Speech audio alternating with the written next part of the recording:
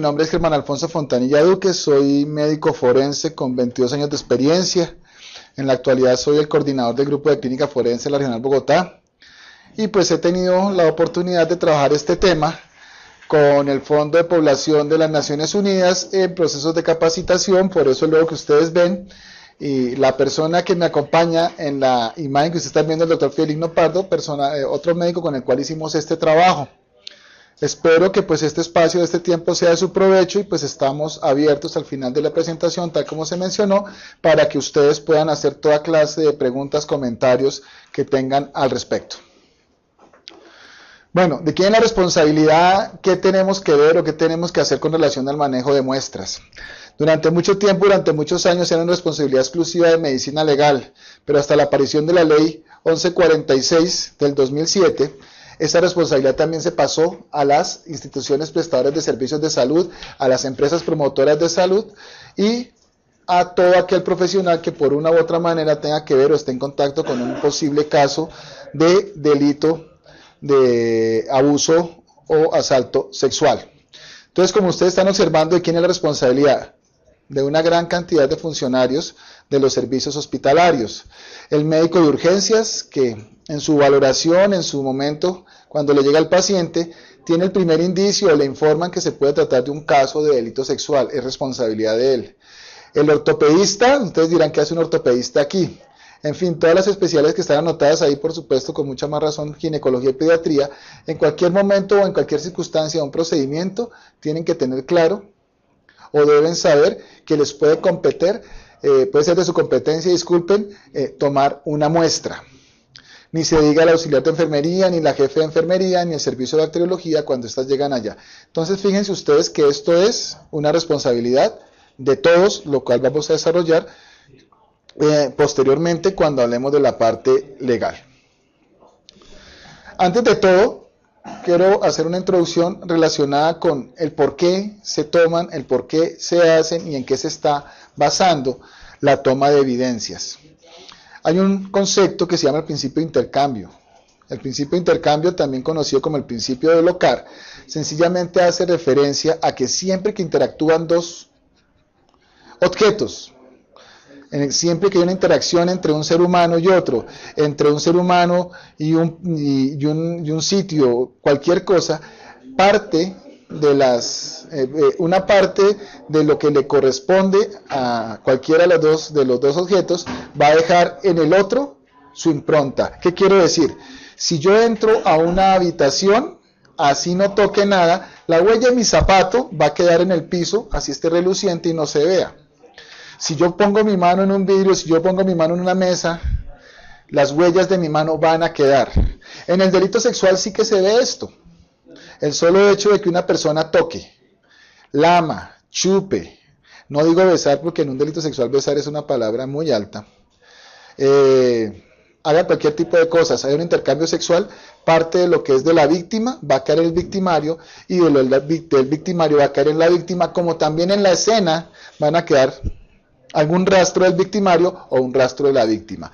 Basándonos en eso es que es tan importante la toma de las evidencias, porque si tomamos como principio lo que acabamos de mencionar, siempre vamos a encontrar algo que nos lleve a determinar la presencia o la realización de alguna situación violenta en la víctima o en la escena si lo buscamos con juicio.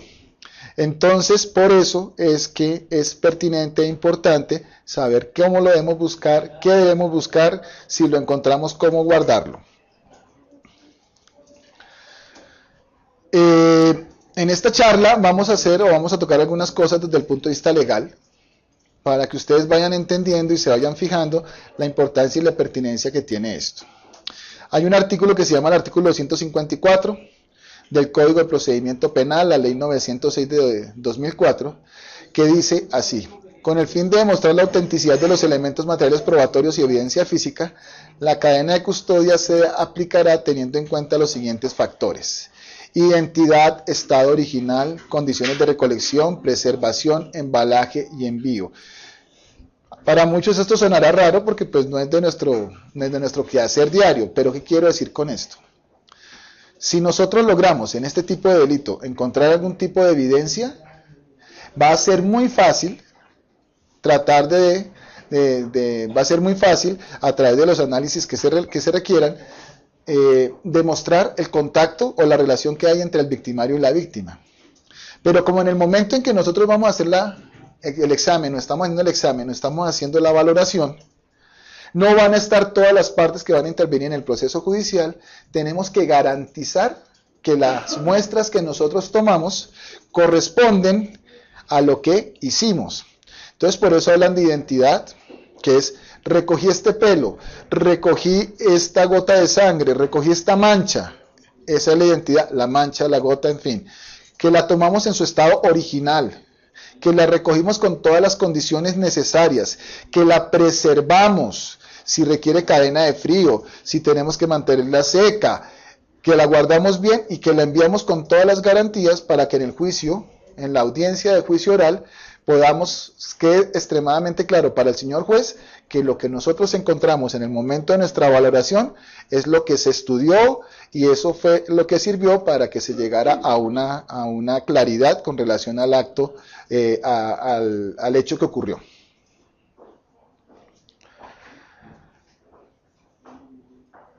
Bueno, tengo entendido que ustedes ya algunos han tenido bastante conocimiento, bastante relación con el concepto de cadena de custodia.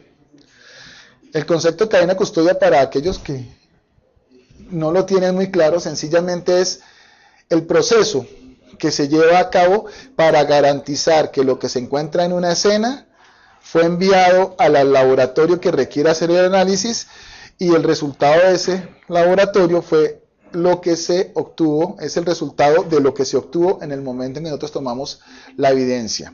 Entonces, si nosotros garantizamos el concepto de cadena de custodia, no podrá o le quedará muy difícil a la contraparte en el proceso judicial demostrar o alegar que fue que se cambió la muestra, que fue que no se tomó de la manera debida y todo este tipo de cosas. En mi experiencia profesional quiero manifestarles que una de las formas en que se tumban más fácilmente los informes periciales es cuando la parte interesada, ya sea la fiscalía o ya sea la defensa, muestra o pone en duda que esa cadena de custodia se haya realizado de la manera más correcta. ¿Dónde arranca esa cadena de custodia? La cadena de custodia arranca desde el momento en que el funcionario del área de la salud toma la muestra. Por decir, tomamos un frotis vaginal, introducimos con mucho cuidado ese hisopo en la cavidad vaginal, hacemos el procedimiento que hay que realizar, que posteriormente lo veremos con más detenimiento, y lo saca. Ahí es donde inicia la cadena de custodia, cuando se obtiene la evidencia a la que estamos haciendo referencia. ¿Y quién la inicia? Pues la persona que toma la muestra. Y de ahí la pasará al siguiente relevo o a la persona que tenga que hacer la otra diligencia hasta que llegue a la autoridad o llegue al laboratorio en el cual se va a hacer el respectivo análisis. ¿De quién es la responsabilidad? Ahí ustedes observan que dice que de los servidores públicos. No, es de cualquier persona que esté en contacto con la evidencia. Les doy un ejemplo. El ginecólogo hace toma un frotis vaginal, o la enfermera jefe toma un frotis vaginal a solicitud del médico que está haciendo el procedimiento. Cuando se toma esta muestra, pues tenemos que sacarla, tenemos que garantizar que se conserve de la mejor manera, vamos a hablar posteriormente de eso, pero cuando ya podamos guardarla, rotularla, se la vamos a entregar, en este caso, por ejemplo, si hay una enfermera jefe delegada, se la vamos a entregar a la enfermera jefe delegada para que ella la guarde en el sitio que debe ser. Cuando la autoridad se entere de que ustedes se tomó esta muestra, deben enviar a un funcionario de policía judicial a que la reclame. Entonces la jefe que la tenía en su poder se la va a entregar al funcionario de policía judicial y hasta ahí llega la responsabilidad de la institución prestadora del servicio de salud. ¿Y de quién la responsabilidad posteriormente? Del policía. El policía la entrega en el laboratorio de medicina legal. Hasta ahí va la responsabilidad del funcionario de policía judicial y ya le corresponde a la institución, al Instituto de Medicina Legal o al laboratorio que vaya a hacer el estudio, hacerla, garantizar la preservación y todas las circunstancias de la evidencia que tenemos en la mano, y así sucesivamente. Entonces fíjense que cuando nosotros tomamos como profesionales de la salud una muestra, es nuestra responsabilidad hasta que se la entreguemos a la persona que sigue en ese proceso o en la cadena. Aquí ya los nombran a ustedes. Aquellos particulares que por razón de su trabajo o cumplimiento de las funciones propias de su cargo, en especial personas de los servicios de salud, que entren en contacto con los elementos materiales probatorios y evidencia física, son responsables de lo mismo. Fíjense que hay responsabilidad. Y en la medida en que cuando uno tiene bajo su responsabilidad una evidencia, el hecho de que la pierda, el hecho de que la altere, está configurando básicamente, o puede configurar, que le compulsen copias y se empiece un proceso judicial contra esa persona que no fue responsable en el manejo de la misma. De ahí la pertinencia y la importancia de que le demos mucha seriedad a este tipo de actividades, porque en cualquier momento nos puede traer muchos problemas.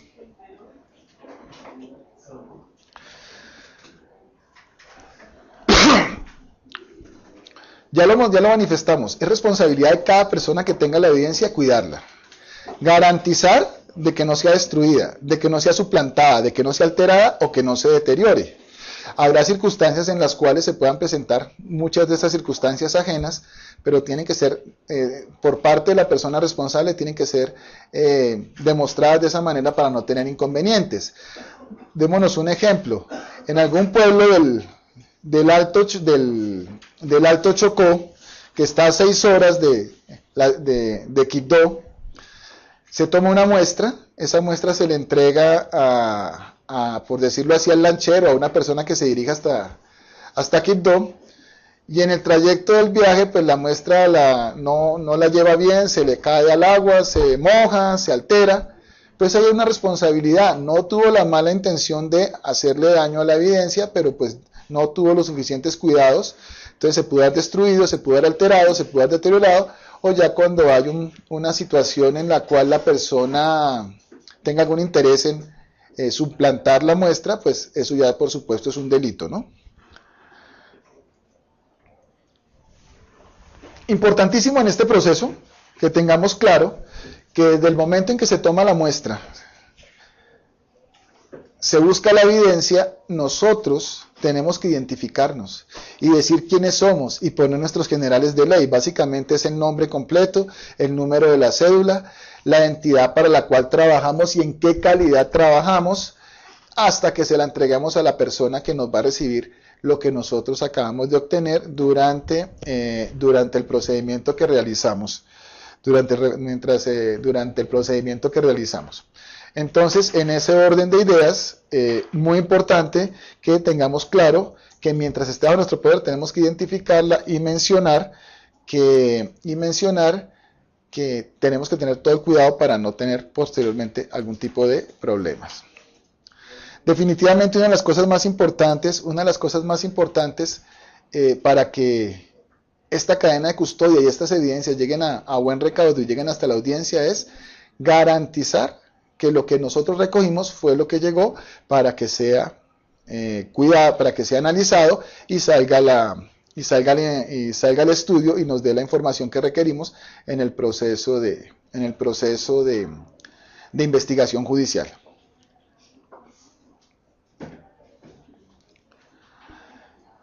Una cosa importantísima, aunque pues ya definitivamente no les va a competir tanto a ustedes, es que la autoridad, en este caso generalmente la Fiscalía, cuando presenta estas evidencias, este tipo de circunstancias, tiene que garantizar que todo lo que se estudió fue manejado con toda la pulcritud, con toda la idoneidad, y que lo que se está presentando en la audiencia fue lo que se estudió, lo que se recogió y lo que se estudió.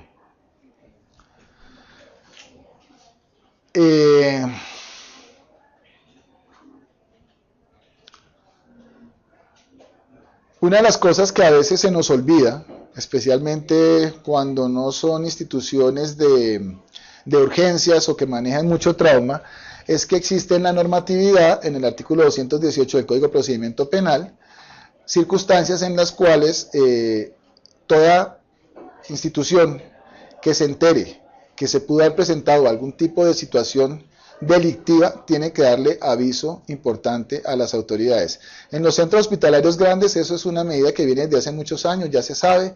La misma persona que registra la urgencia pues menciona esa información, la policía toma registro, pero hay ocasiones en que los casos nos llegan, por consulta externa, por consulta prioritaria, y para nosotros es importante que tengamos claro que debemos dar avisos si sospechamos o tenemos idea de que se puede tratar de la comisión de un delito.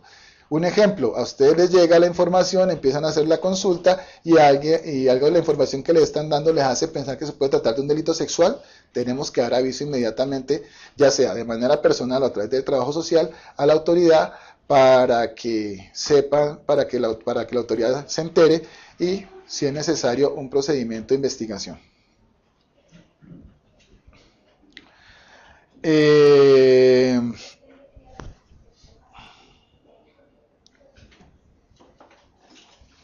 Bueno, una cosa importantísima que a veces no sabemos, especialmente para todos los compañeros del área de la salud que están trabajando en áreas o en sitios donde no tienen una población grande y no hay funciones de policía judicial, es que en esos sitios, para poner la denuncia o para entregarles las muestras o las circunstancias que hay, si no hay funciones de policía judicial, los policías que estén allá, los policías de vigilancia como se les denomina, deben asumir el papel de ser funcionarios de policía judicial. O sea, ellos tienen la obligación de recibirles a ustedes las evidencias en el caso de que eso se dé al lugar. Lo digo porque pues la experiencia nos ha mostrado que en muchas ocasiones se necesita, tomamos una muestra y entonces los funcionarios de policía de vigilancia dicen que no los toman porque ellos son funcionarios de policía de vigilancia y no son funcionarios de policía judicial, que son los que investigan. Entonces, quiero que les quede claro y que entiendan ustedes que si en el sitio que ustedes están es pequeño, no hay función de policía judicial, las evidencias se las pueden entregar a la policía, así no tengan ese papel. Una cosa importantísima, fíjense lo que dice ahí. Mientras no se haga entrega de la evidencia a la autoridad, la institución que tenga la evidencia es la responsable de eso. Así de sencillo es. Por supuesto, para entregarlo hay una serie de circunstancias y requisitos que veremos posteriormente, en los cuales nosotros podremos informarles a ustedes o decirles a ustedes, le vamos a decir a ustedes cómo se hace para poderlo entregar de la manera correcta a la autoridad. Por normatividad, el Instituto Nacional de Medicina Legal y Ciencias Forenses es la entidad que debe organizar, regular y manejar el servicio forense en el país. Y en razón de eso, el Instituto Nacional de Medicina Legal y Ciencias Forenses expidió un reglamento técnico para el abordaje integral forense de la víctima en la investigación del delito sexual, que es lo que ustedes están viendo ahí a continuación. ¿Eso qué es? Es un reglamento en el cual a todos nos informan de una manera sucinta, sencilla, no complicada, qué se debe hacer cuando estamos ante el examen de una posible presunta víctima del delito sexual. Este reglamento ustedes lo pueden conseguir muy fácilmente ingresando a la página www.medicinalegal.gov.co, entran al link de buscar, colocan, escriben la palabra guías y reglamentos y les va a aparecer en PDF, lo pueden bajar, lo pueden poner en el computador de su consultorio como una guía de manejo, y ahí están todos los pasos de lo que vamos a ver a continuación. Para hacer una evaluación de delito sexual como cualquier otra en el acto médico, tenemos que tener unas circunstancias básicas y necesarias para el trabajo. Entendamos que una víctima de delito sexual es una víctima que se siente terriblemente, profundamente violentada. En mi experiencia, en lo que he visto, de las cosas más graves, más tristes y más dolorosas, es definitivamente atender a víctimas de delito sexual. Es muy complejo, es muy difícil. No sé si ustedes saben, pero en la clasificación internacional de enfermedades, las atenciones en casos de posible delito sexual, aunque la vida de la persona no esté en riesgo, son manejadas y son consideradas como una urgencia médica. por todo lo que eso implica y por todo lo que eso conlleva. Entonces, en la medida de nuestras posibilidades, a menos que haya una urgencia vital o una circunstancia que pues requiera nuestro concurso, si sabemos que hay una víctima sexual, debemos darle prelación, definitivamente, y más si se trata de un niño o de una niña. Entonces, en ese orden de ideas, es muy importante que lo tengan ustedes en cuenta. ¿Qué hay que hacer? Pues recibir y atender de la mejor manera posible y de manera inmediata a la víctima de este tipo de situación. Atenderlo en espacios adecuados, pues que contengan la suficiente privacidad. De las cosas que uno percibe en las víctimas de delitos sexuales que quieren estar aisladas, donde la mayor cantidad de gente no se puede dar cuenta de qué es lo que fue lo que le pasó. Deben y se debe mantener un acompañamiento por el personal de salud. Créanme que eso no es solo problema de medicina legal, eso también hace parte de una atención integral por parte del Sistema General de Salud. Explicarle a la víctima si tenemos información sobre ello, y que quiero decirles que es un deber y es una obligación nuestra saber cuáles son los derechos y en qué consiste el proceso de atención integral. Y una cosa muy importante que a veces se nos olvida, a pesar de que pues, la víctima llegó a nuestro consultorio por sus propios medios, es hacer el manejo o el diligenciamiento del consentimiento informado. Unas pruebas que se tomen sin la autorización de la persona a examinar, sin consentimiento informado, le pueden servir a cualquier abogado para que las tumbe, así las hayamos hecho muy bien. Es muy importante, demasiado importante el consentimiento informado. Acuérdense que vamos de una u otra manera a entrar en contacto con un cuerpo, con una integridad, y requerimos que nos autoricen para eso. Ya lo habíamos mencionado con anterioridad, si sospechamos que es un delito sexual, como cualquier otro delito, debemos dar aviso inmediato a la policía. Generalmente en las instituciones grandes, trabajo social se dedica a eso, pero si no tenemos trabajadora social que nos colabore, es nuestra obligación darle aviso a la autoridad competente. Sugerencias con relación al diligenciamiento o cómo se debe hacer el manejo de la historia clínica con relación a eso. Buscar siempre que sea un relato espontáneo. ¿Qué quiero decir con esto? Que la víctima tenga la posibilidad de relatar de la manera que pueda, de la mejor manera que pueda, qué fue lo que pasó. A veces la víctima en esa situación de inefección, en esa situación de vulnerabilidad a su dignidad, pues si yo empiezo a preguntarle, perdónenme la expresión, damas y caballeros, ¿por dónde se lo metieron? Se lo metieron por aquí, ¿no es cierto? Le hicieron esto, ¿no es cierto? Pues muchas veces podrá decir sí, pero no tenemos en cuenta que esa circunstancia puede sencillamente revictimizarla y hacerla sentir mucho más mal de lo que se siente por la circunstancia que vivió. Entonces, por eso hacemos la sugerencia muy respetuosa de que la víctima nos cuente lo que nos quiera contar.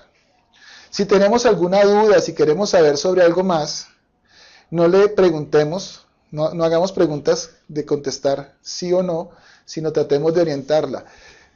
Por ejemplo, la víctima dice, el tipo me sometió, me tiró al piso, se sentó encima de mí, empezó a besarme, a chuparme el cuello, me rompió la ropa, y de pronto no dice nada más. Es importante que sepamos si hubo algún otro tipo de circunstancia, pues para ver cómo vamos a orientar nuestro examen. Entonces decirle, fuera de lo que me acaba de mencionar, ¿hubo alguna otra parte de su cuerpo en la cual usted fue tocada, maltratada? Digamos que hubo una penetración, de pronto ella va a decir, sí pasó, también me penetró, en las palabras que ella utilice o la persona utilice, va a decir pasó esto o pasó lo otro más. Pero no decirle, también se lo metió por aquí, también lo hizo por aquí, porque eso es, primero que todo es denigrante, y segundo, créanme que lo último que quiere la víctima es sentirse más víctima de lo que ya es. Ustedes no se imaginan la importancia que tiene un buen relato en el delito sexual. Eso sencillamente puede ser la diferencia en todo. Porque si hay una buena información, vamos a saber qué vamos a buscar, dónde lo vamos a buscar, y si encontramos lo que queremos encontrar, pues va a ser muy fácil demostrarlo en el juicio, si esta persona tuvo que no o no tuvo que hacer. Esto no les compete tanto a ustedes, como es diligencia el protocolo del informe pericial integral en la investigación del delito sexual, porque eso le corresponde pues generalmente al médico que va a hacer la diligencia. Pero quiero también recordarles que la misma ley provee o dice que en cualquier momento cualquier médico, cualquier persona que tenga la capacidad y la idoneidad para hacer una valoración puede ser llamado como perito para que haga el procedimiento. Muchas gracias. Bueno, ahora sí vamos a entrar en materia, en lo que realmente a ustedes más les interesa, y es cómo vamos a hacer el examen, qué muestras, cómo lo vamos a utilizar, qué muestras vamos a tomar y todo lo concerniente. Ustedes están viendo un carro, un carrito, el cual tiene varios componentes. Van a ver tarros con sus respectivos nombres de gasas, algodón, escobillones, agujas, van a ver una camisa de Bicutainer, van a ver alcohol, van a ver agua destilada o solución salina al 0.9%, bajalenguas, tubos de diferentes tapas, guantes, seda dental, frascos para recolectar muestra de orina, cajas de Petri, en fin. Todo eso que ustedes están viendo ahí son muchas de las cosas que vamos a utilizar en la valoración del examen sexológico y para la toma de las respectivas muestras o evidencias. Ustedes están observando en este momento pues algo de lo que acabé de mencionar con anterioridad, donde ven pues una caja de Petri, ven unas gasas, ven unos tubos de tapa roja, ven una camisa de Bicutainer, ven un Bicutainer, ven escobillones, tubos de tapa gris, tubos de tapa lila. En la parte inferior, si ustedes observan, están viendo unos rótulos y están viendo un sobre de papel craft en el cual podemos o se podrán guardar las evidencias que ya vamos a ver de qué manera. En las unidades nuestras, por ejemplo, especialmente en las pequeñas, pues nosotros tenemos unos maletines no, en este caso son unas cajas, unos contenedores de las características que ustedes observan, en las cuales tenemos todos los elementos que se requieren para hacer una buena inspección y un buen examen sexológico y una buena toma de muestras. Mi recomendación muy respetuosa, sin quererme meter en lo que no debo, es que cómo sería de prudente que ustedes también en cada sitio o locación de trabajo tuvieran un equipo, ¿no? Que lo tuvieran a mano cuando sepan que se presenta esta circunstancia, porque pues es importante contar con él de manera pronta y facilidad para la actividad de ustedes. Vamos a empezar entonces a mostrar las diferentes cosas por las cuales constan y cómo las vamos a utilizar y para qué, primero para qué sirven y cómo las vamos a utilizar. Están observando ustedes ahí, hagan acto de fe por favor, unos pliegos de papel bond blanco. Ustedes dirán para qué se requerirá tener pliegos de papel bond blanco, para una cosa extremadamente sencilla. Acuérdense que en la violencia, en el delito sexual, generalmente está acompañado, la mayoría de las veces, en algunas de las circunstancias están acompañados con violencia y en sitios alejados, en sitios que tienen determinadas características. Si ustedes se acuerdan que al principio mencioné el principio de intercambio, cuando se presenta esta situación, muchas de las cosas del entorno, de la escena, se van a adherir a la ropa, se van a adherir a los zapatos, se van a adherir a una serie de cosas. Entonces, este pliego de papel, ¿para qué nos sirve? Una cosa muy sencilla. Ese pliego de papel se va a extender, se pone sobre el piso y se le va a pedir a la víctima que por favor se quite la ropa encima de ese pliego de papel. ¿Con qué intención? Que todas las cosas que tiene puestas al momento de irselas quitando, si hay alguna cosa, algún elemento, caiga sobre la hoja de papel. Ahí en muchas ocasiones encontramos pedazos de piel, encontramos pedazos de uña, encontramos pelos, que si estamos en un piso oscuro, pues no los vamos a ver. Entonces la razón es esa, para que la persona se cambie sobre la hoja de papel y de esta manera podamos recoger cosas que en el proceso de investigación pueden ser importantes. Por supuesto, después de que la persona se cambie, le decimos que se quite el papel, lo doblamos con mucho cuidado, no lo vamos a sacudir porque pues no hacemos nada. Lo digo, aunque suena de más, pero es que lo he visto, ha pasado, entonces lo más propicio es, lo más oportuno es que con mucho cuidado doblemos el pliego de papel para que podamos guardar todas las cosas que están ahí adentro. Una lupa. Pues hay veces en que algunos, pues ya después de determinada, algunos tenemos ya problemas de defectos de refracción y no nos queda fácil ver cabellos, fibras, pedacitos de algo, entonces la lupa nos va a ayudar muchísimo en este tipo de cosas, especialmente en lo que hace referencia a los cabellos. El frasquito, del frasquito para toma de muestra de orina. En el proceso de la investigación del delito sexual, ustedes sabrán o habrán oído que en muchas ocasiones para perpetrar este tipo de delitos la gente se vale del suministro de sustancias que puedan poner de alguna manera en estado de indefección a la víctima y la víctima pues no se entere. Le pueden dar una benzodiazepina, por ejemplo, le pueden dar una fenotiazina, no es frecuente pero también se ha visto.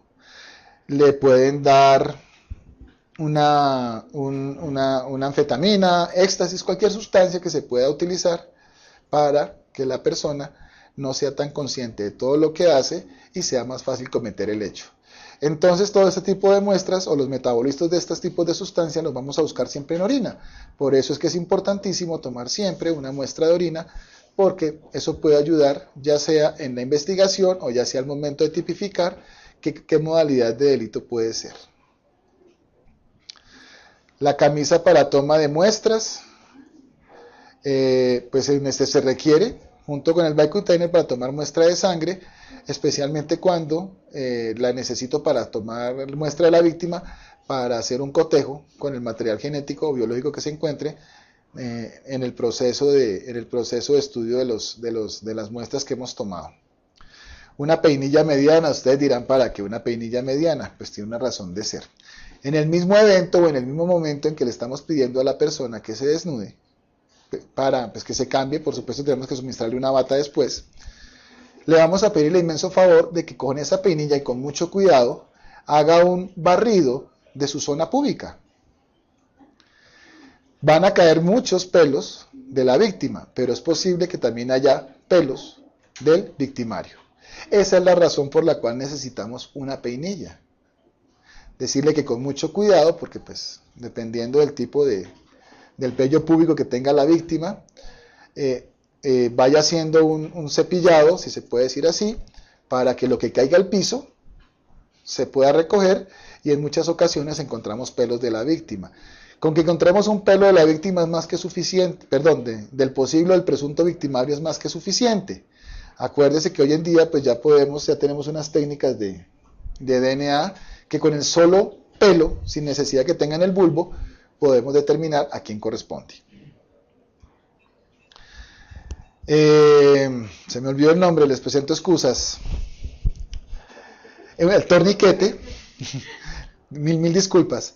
El torniquete, pues sencillamente es para hacer presión sobre el brazo, que se exponga mucho más una de las venas y poder tomar con más facilidad una muestra de sangre para hacer cotejo con el material biológico encontrado en lo que encontremos.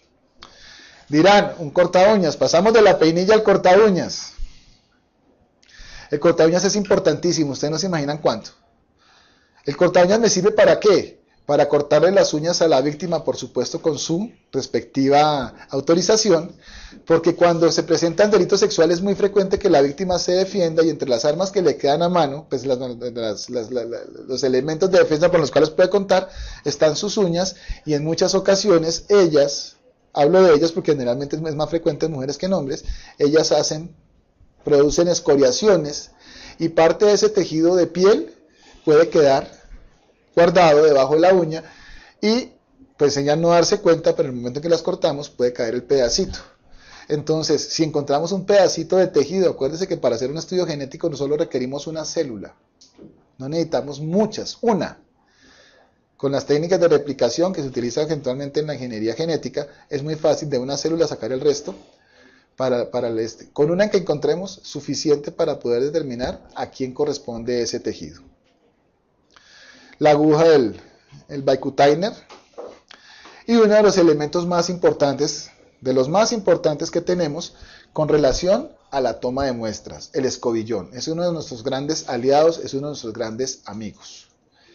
¿Por qué digo esto? Porque por las características del algodón con el que se fabrican, son superficies, o son, ¿cómo les digo yo? Sí, superficies que absorben bastante material. Entonces, por donde pasemos un escobillón, muy fácilmente se absorben células, fluidos, lo que ustedes quieran imaginarse, y el hisopo el hisopo o el aplicador nos va a servir para hacer tomas de muestras de las diferentes partes del cuerpo. La seda dental. Ustedes dirán, ¿seda dental para qué? Para muchas cosas. Muchas cosas no, para una muy importante, disculpen. La seda dental nos va a servir muchísimo cuando vamos a investigar, por ejemplo, si en cavidad oral hubo eyaculación o hay material genético en la cavidad oral. A muchas de las víctimas las obligan a tener sexo oral. Y una de las primeras reacciones natural, como todos nos ha pasado en la vida, es que si algo desagradable nos entra en la boca, lo primero que hacemos es escupir, hacer buches, botarlos y cepillarnos los dientes. Acciones que son pues terriblemente perjudiciales para el proceso investigativo. Si la víctima va y se lava los dientes y empieza a hacer enjuagues y todo ese tipo de cosas, pues la posibilidad de que el material genético que quedó depositado ahí se pierda es muy alta. Gracias a Dios, lo digo así, soy creyente, por eso digo gracias a Dios, nuestros hábitos de higiene y de limpieza bucal no son los mejores. En eso, gracias a Dios. Entonces, a pesar de que algunas personas se cepillen los dientes, hagan enjuagues, a veces en los espacios interdentales quedan remanentes de semen con espermatozoides y vamos a utilizar la cera dental para eso, para cogerla, hacer un barrido en cada uno de los espacios interdentales y esa cera, que es muy absorbente, va a retener espermatozoides, cualquier sus células epiteliales, todo ese tipo de cosas que nos puedan servir. Una recomendación que no se nos puede faltar y que siempre debe estar es que esta seda debe ser sin cera. O sea, separado la palabra sin cera. Porque si tiene cera, la absorción no se va a poder llevar a cabo y no vamos a hacer nada. No vamos a poder tener. Entonces, para eso es la seda dental. Lo que les mencionaba hace un rato, pues en este caso, pues es muy fácil tomar ese pelo, porque pues es un pelo oscuro sobre un fondo blanco, ahí se ve muy fácilmente, pero créanme que no siempre es así de fácil. Por eso es importante el papelito blanco o los fondos blancos para poder tratar de diferenciar y poder relacionar bien esa circunstancia. Aquí ustedes están viendo pues cómo se hace. Se coge el cabello con una pinza especial que no tenga garra para que no se lastime. Bueno, que en este caso no importaría mucho si se prende con una de ellas.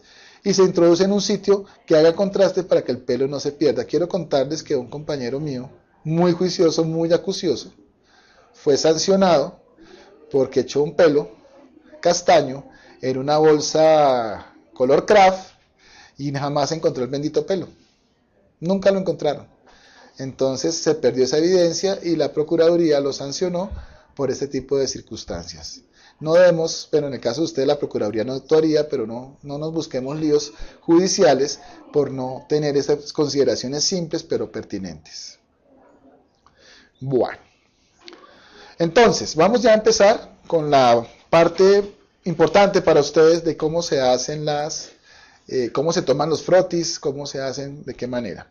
Entonces vamos a empezar a hablar del frotis de la región retromolar y de los espacios interdentales. Para los frotis de los espacios retromolares vamos a utilizar un escobillón de la manera que ustedes están observando, haciendo una gran pasada, o sea, tocando con la parte de algodón del hisopo, toda esa área, introduciéndolo, llevándolo hasta los pilares posteriores, debajo de la lengua, en todos los sitios donde podamos sospechar que se puede presentar o se puede acumular, en este caso, semen.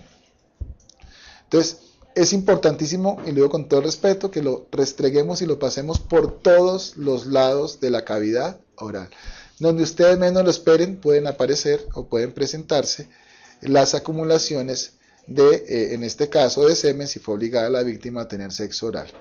Y con relación a los espacios interdentales, vamos a hacer el mismo manejo que nos hacemos cuando nos hacemos la limpieza con la seda dental, espacio por espacio. Algunos puristas dicen que se debe hacer de acuerdo a cada cuadrante de cada arcada, a cada cuadrante de ambas arcadas, que para la superior derecha, entonces utilizamos un pedazo de seda, que para la superior izquierda otro pedazo de seda, pero pues para efectos prácticos ni quita ni pone, ahí me da igual donde aparezca, lo importante es que aparezcan. Si aparecen espermatozoides del sitio que sea, no hay ningún inconveniente, estamos hablando de un acceso carnal, de un delito sexual, porque vamos a encontrar espermatozoides en la cavidad oral. Con relación al frotis de las diferentes superficies del cuerpo que no involucren genitales, pues también es de una manera extremadamente sencilla. Ustedes no se imaginan la cantidad de, ¿cómo les digo yo?, de cosas locas o cosas raras que uno observa en este tipo de circunstancias. Hay perpetradores, violadores, que eyaculan en los pies de las víctimas. Otros en el cuello, otros en la espalda, otros en las manos, hay de lo que ustedes se quieran imaginar. De acuerdo a la información que nos ha dado la víctima, pues ¿qué tenemos que hacer sencillamente? Si la víctima nos dice, el tipo eyaculó en mi cuello, pues me voy para el cuello a buscar, en el sitio donde la paciente me refiere, espermatozoides. Importantísimo preguntar si la víctima se bañó o no se bañó. Si se bañó, pues importante anotarlo en el informe pericial, porque pues lo más probable es que no encontremos. Si no se ha bañado, pues vamos al sitio donde la víctima dice. Generalmente los escobillones vienen secos y generalmente la piel de las personas, por decirlo de esta manera, es seca. Si yo paso un escobillón seco sobre piel seca, pues la posibilidad de que se absorba material no va a ser mucha. Entonces, por esa razón, lo que generalmente hacemos es empapar o humedecer, que es la palabra correcta, la porción de algodón del escobillón, y en los sitios en que la víctima no lo dice, vamos a hacer un frotis. ¿En qué forma se hace el frotis? En la que a ustedes les parezca la más indicada. Se puede hacer en forma de árbol, se puede hacer en espiral, se puede hacer en cuadrado, paso a paso. El asunto es que abarquemos la mayor cantidad de tejido posible para la búsqueda de lo que estamos o lo que podemos, de lo que nos imaginemos que podemos estar buscando. ¿Qué hacemos con ese escobillón? Está mojado, acuérdense. Entonces mi pregunta va, aunque yo mismo me la voy a contestar, ¿será prudente que guardemos un escobillón húmedo en un tubo seco? No, ¿cierto que no? Porque si lo dejamos húmedo, donde no entra mucho aire, muy seguramente vamos a favorecer el crecimiento bacteriano y de levaduras. Entonces esa muestra se nos puede alterar. Entonces, ¿qué tenemos que hacer? Sencillamente dejar el escobillón, esperar a que se seque, y después de que esté seco, sí lo guardamos en el tubo seco, que así no se nos va a preservar mejor. Por favor, no se les vaya a ocurrir empapar el hisopo con la saliva de ustedes. Podrían meterse en un lío. Bueno. En cualquier parte del cuerpo, en este caso el ombligo, en el cuello, los senos, el abdomen, la espalda, el dorso de los pies, el dorso de las manos, donde ustedes quieran, la palma de las manos, vamos a hacer lo que acabamos de mencionar. Humedecemos con agua destilada, sería lo ideal, o solución salina al 0.9%, el escobillón, y hacemos el frotis de la manera como lo mencioné con anterioridad. En muchas ocasiones, especialmente cuando las víctimas son mujeres o son mujeres que ya han tenido o ya llevan una vida sexual activa o han tenido partos, el solo hecho de inspeccionar o buscar algo en la región genital no nos muestra todo. Es importante en la valoración del examen que se vamos a realizar mirar cualquier tipo de trauma que nos pueda ayudar a buscar posibles, cómo ilustrar o cómo demostrar que sí se presentó el hecho. En el caso de la violencia, en los casos de abuso sexual, no es infrecuente que el victimario muerda a la víctima. Y sin saberlo o sabiéndolo, es muy importante, no importante que pase, que bueno que pase, ni más faltaba, sino que si eso pasa nos puede ayudar muchísimo. Acuérdense que en la cavidad oral hay saliva, en la saliva hay células epiteliales, y si él muerde o algún tipo de cosas de esas o pasa su lengua sobre alguna área y encontramos saliva, las bacteriólogas buscarán células epiteliales y con una célula epitelial que encontremos podemos determinar a quién corresponde ese DNA. Entonces es muy importante en las huellas de mordedura hacer frotis también del área donde la persona refiere que pudo fue maltratada. Esta es la forma en que se guarda el escobillón, son los tubos de tapa roja, que son tubos secos. Después de que ese escobillón esté seco el algodón, lo vamos a guardar, tal como ustedes están observando en esa imagen. Tal vez esta cajita o esta fotografía debía haber estado antes de que yo hablara lo que mencioné, y es que pues existen en el mercado algunas cajas secadoras que nos permiten mantener de manera vertical o tener parados, en el mejor sentido de la palabra, el escobillón mientras estos se secan. Pero ojo, hay que tener cuidado. ¿Cuidado con qué? Con que sepamos el escobillón de dónde lo sacamos. Imagínense ustedes que el escobillón que nos salió positivo fue tomado del frotis vaginal y nosotros lo confundimos y dijimos después que ese frotis esa muestra había sido tomada del cuello. Pues sencillamente el delito cambia. En vez de ser acceso carnal, se convierte en acto sexual, en acto sexual. Y la pena es mucho menor cuando es acto sexual que cuando es acceso carnal. Importantísimo, si voy a poner a secar los escobillones, saber cada uno de dónde se tomaron. En el caso concreto, ¿qué hacemos nosotros? Cogemos la cajita y yo la marco, personalmente yo la marco. El primer cuadrito de inferior izquierdo, yo le coloco número 1. El otro le pongo número 2. Al otro número 3, y así llevo la secuencia. Entonces yo siempre ya mentalmente estoy organizado para decir, si coloco en el número 1 es cavidad oral, si coloco en el número 2 es cualquier parte del cuerpo, si coloco en el número 3 es vagina, si coloco en el número 4 es ano. Así no me confundo, así no tengo problemas. La cajita también la pueden marcar si ustedes lo desean. Ya habíamos hablado de la peinilla. Los tubos, ¿por qué son importantes los tubos? Los tubos son muy importantes porque dependiendo de la tapa les vamos a dar un uso. En el caso concreto vemos dos tubos de tapa roja. Ya mencioné que los tubos de tapa roja se utilizan para guardar los escobillones secos, para enviarlos al laboratorio de biología. El tubo de tapa lila tiene el mismo uso que ustedes conocen en el laboratorio y es el que tiene ECTA para preservar la morfología de los componentes del tejido sanguíneo, básicamente el celular. Necesitamos que esas células estén en las mejores condiciones para cuando vayamos a hacer el estudio genético, para cuando hagamos el estudio comparativo genético. Faltó el tubo de tapa gris, que pues, lo vieron en alguna fotografía anterior, y ese tubo de tapa gris es el que vamos a utilizar cuando tomamos muestras de alcohol. ¿Por qué utilizamos el tubo de tapa gris para muestras de alcohol? Por una razón muy sencilla. Tiene citrato de sodio y el citrato de sodio es una sustancia que controla el crecimiento bacteriano. Necesitamos que el alcohol que está en ese tubo se preserve de la mejor manera posible. Si le dejamos meter bacterias, las bacterias van a producir alcohol. No vamos a decir que una alta cantidad, pero sí puede producir una alteración de la muestra. Entonces, por esa razón, utilizamos los tubos y esa es la manera en la que le damos cada cual un uso. Prendas.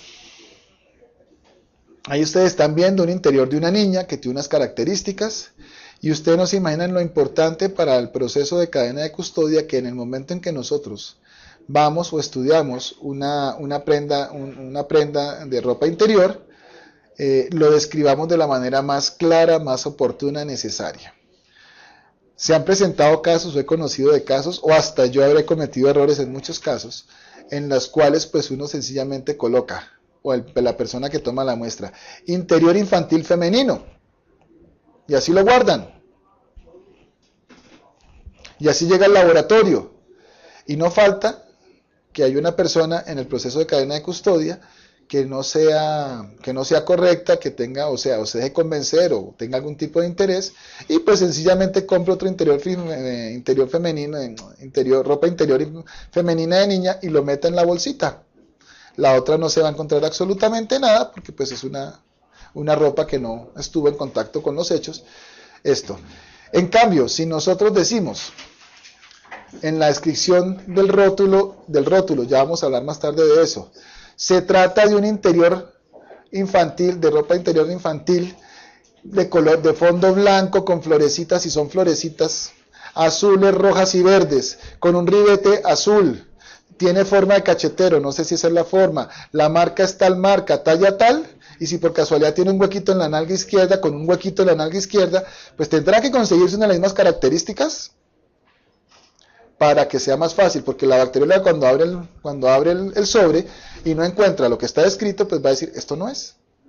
Esa es una medida, como ya hemos mencionado al principio, de garantizar el proceso de cadena de custodia. Importantísimo describir la prenda de la mejor manera posible.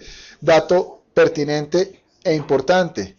Muchas veces el delito sexual se va a manejar en zonas externas, donde generalmente hay humedad y este tipo de ropa queda empapada. Por favor, jamás de los jamases guardemos una ropa interior mojada, porque sencillamente va a facilitar el crecimiento bacteriano de levaduras y no nos va a servir la muestra para búsqueda de material genético.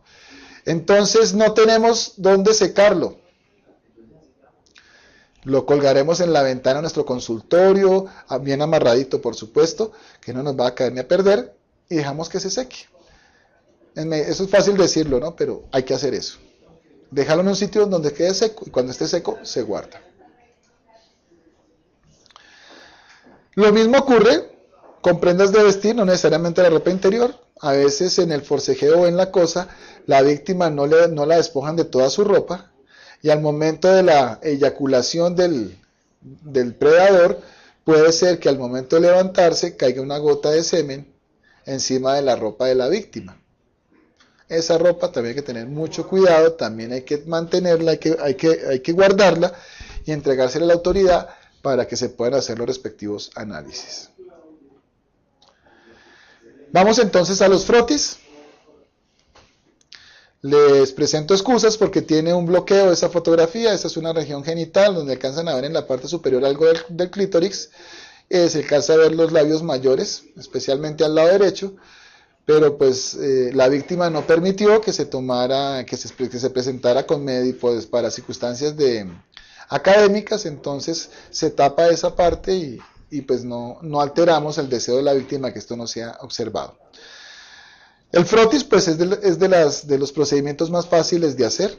Sencillamente es poner a la persona, a la víctima, especialmente pues cuando son casos de mujeres, en posición ginecológica, en la camilla ginecológica, con sus piernitas, sus miembros inferiores suspendidos en los arneses, y de una manera muy cuidadosa, suave, introducir el escobillón dentro de la cavidad vaginal y tomar la muestra. La recomendación es la siguiente, por favor.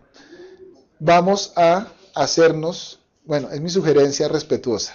Después de que inspeccionamos la región genital de la manera en que está, lo que trata de mostrar la gráfica, algunos de manera inmediata introducen el escobillón hasta el fondo vaginal, lo rotan y en el momento de sacar la cavidad vaginal hacen un movimiento de espiral hacia afuera. ¿Con qué intención es toda esta? De tratar de cubrir la mayor posibilidad de superficie de la mucosa vaginal para búsqueda de esto. Yo les mencionaba que pues muchos lo hacen así como lo acabo de mencionar. Personalmente prefiero hacerme al lado de la víctima, con los guantes puestos, con el escobillón en la mano, con mi mano izquierda porque soy derecho, de predominio derecho, coloco la mano sobre su abdomen, le doy a entender a la víctima que le estoy palpando el abdomen y de una manera muy cuidadosa introduzco el escobillón. Créanme que de esa manera en muchas ocasiones la víctima no se da cuenta que le tomaron el frotis. A pesar de que el escobillón es chiquitico, es posible que no le moleste. Yo me imagino que debe ser muy desagradable para una víctima reciente de delito sexual sentir que están introduciendo algo. Por esa razón lo hago de esa manera. Lo importante es hacerlo como se debe hacer, pero teniendo el cuidado de llevarlo hasta el fondo de saco, rotarlo en el fondo de saco, es el sitio donde más se acumulan los espermatozoides, ustedes lo saben mejor que yo, y irlo sacando en espiral para cubrir la mayor cantidad de esto. Ahí no necesito empapar el escobillón, la humedad natural de la cavidad vaginal me va a permitir absorber muy fácilmente el material. Lo retiro, va a salir mojado, mojado no, va a salir húmedo. ¿Qué tengo que hacer? Mandarlo a la cajita y esperar a que se seque, por favor. No se les olvide eso. Ustedes dirán que lo he repetido 50 veces, es cierto, es que no se debe olvidar eso. Yo no tomo la muestra y la guardo inmediato, la dejo secar. Pues si alguno quiere preguntarse, ¿qué hago si la víctima está en ese momento con un sangrado genital, que puede ser su ciclo menstrual, o en la misma circunstancia del acto algún tipo de lesión? Ojo con eso. No es infrecuente que la víctima tenga algún tipo de desgarro de la mucosa vaginal y esté sangrando y se puede interpretar como un sangrado menstrual. Ojo con eso, hay que tener mucho cuidado. No importa en qué circunstancias esté, hay que hacer el frotis. Así esté con sangrado, se introduce el escobillón y se busca.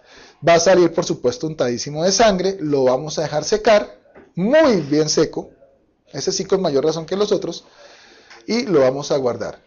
Las bacteriólogas son muy hábiles en buscar lo que necesitan buscar, y lo que necesitamos buscar es espermatozoides, y con la tinción especial de árbol de Navidad es con la que vamos a encontrar espermatozoides. Entonces no me importa que salga manchado de sangre, me interesa es hacerlo. Yo lo mencioné con anterioridad, es importante cuando tomamos frotis o tomamos muestras de cualquier sitio, de cualquier cosa, tomar una muestra de sangre de la víctima. ¿Por qué tomar una muestra de sangre de la víctima? Porque esa sangre nos va a servir a futuro para hacer un cotejo. ¿Qué quiero decir con esto?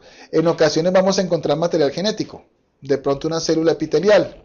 Se hace la replicación del material genético, se lleva al laboratorio, el laboratorio de genética hace el estudio del DNA y resulta que el material que se encontró es de la víctima.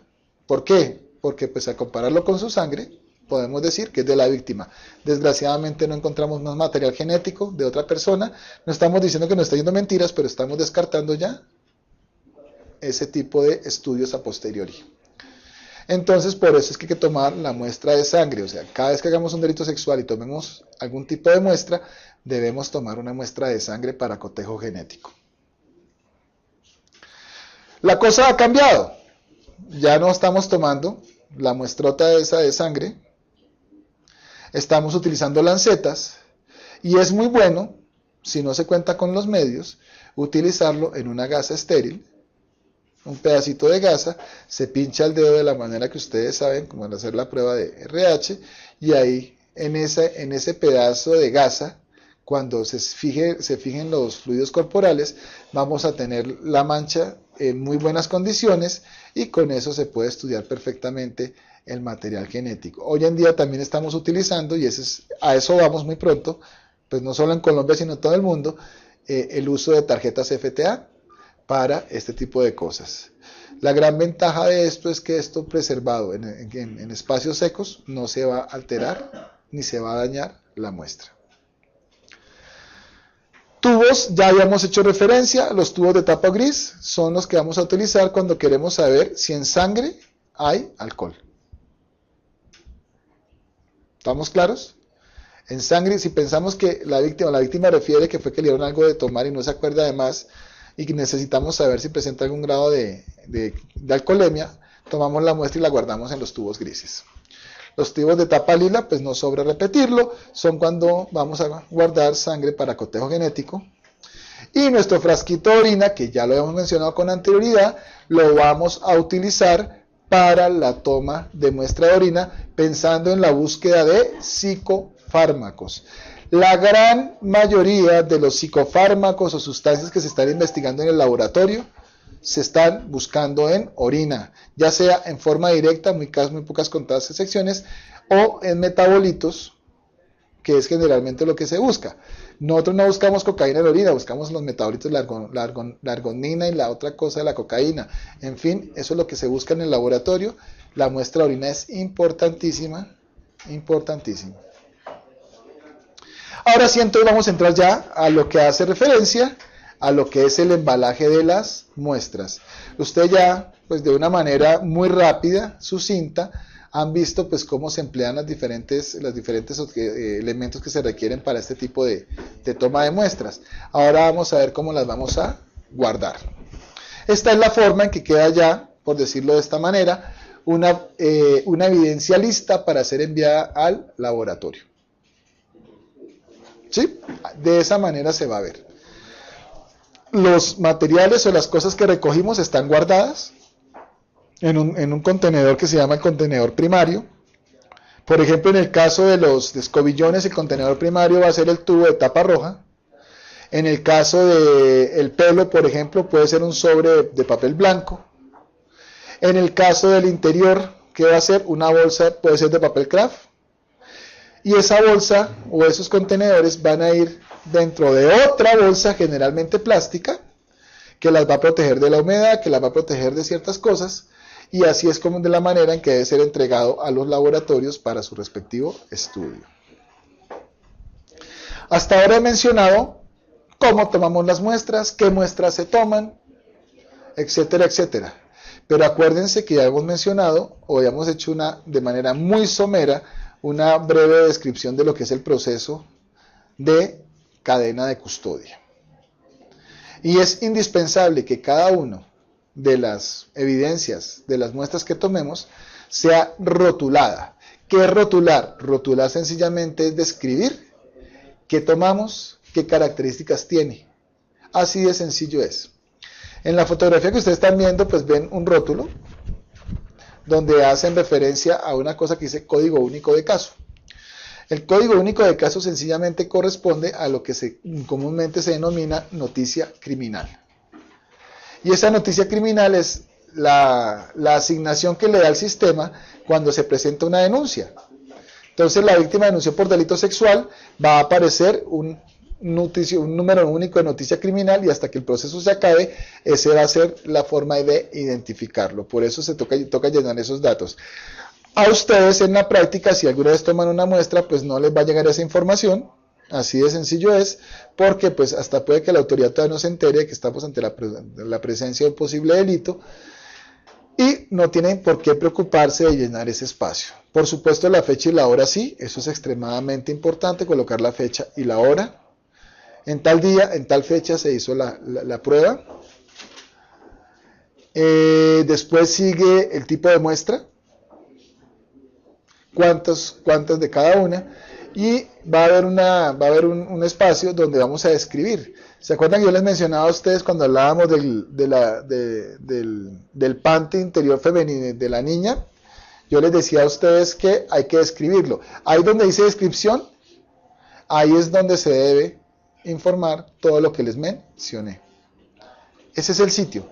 Panty de tales características, tal cosa, tubo de tantas cosas, 3 escobillones, lo que ustedes quieran manifestar, todo tiene que ir ahí, ¿de acuerdo? Bueno, muy bien.